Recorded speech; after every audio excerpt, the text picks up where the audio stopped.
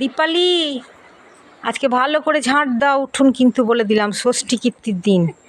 একটা যদি আমি চশমা নিয়ে দেখব, যদি একটা কুটো পড়ে থাকে তাহলে কিন্তু কম্বল ধোলাই পড়ে যাবে। আর দীপালির তো আজকে টিকি পাওয়া যাবে না মনে হয়, নাকি গো? হ্যাঁ, কেন কেন?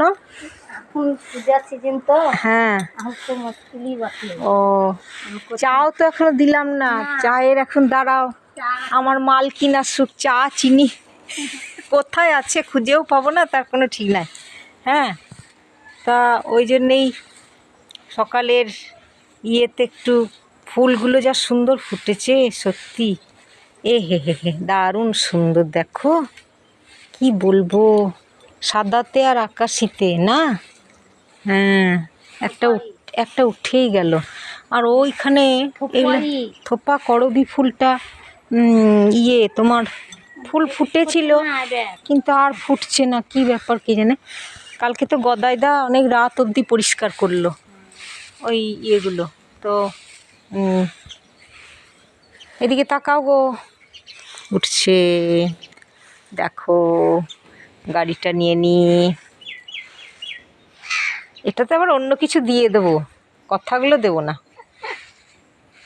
হ্যাঁ, ওই জন্যই বাবরে গাড়ি ভিজে, কি কাণ্ড। লুঙ্গিটা কেন এখানে রেখেছে? লুঙ্গিটা ভিজে চৌচির হলো,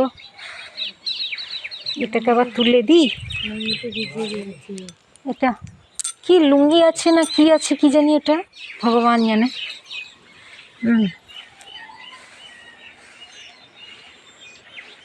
নারকেল গাছে নারকেল ধরেছে কই, তা বেশি তো নারকেল ধরেনি, মাত্র দুটি। ওইদিকে আছে না, খুব একটা মোটা হয়নি, সরু সরু। হ্যাঁ।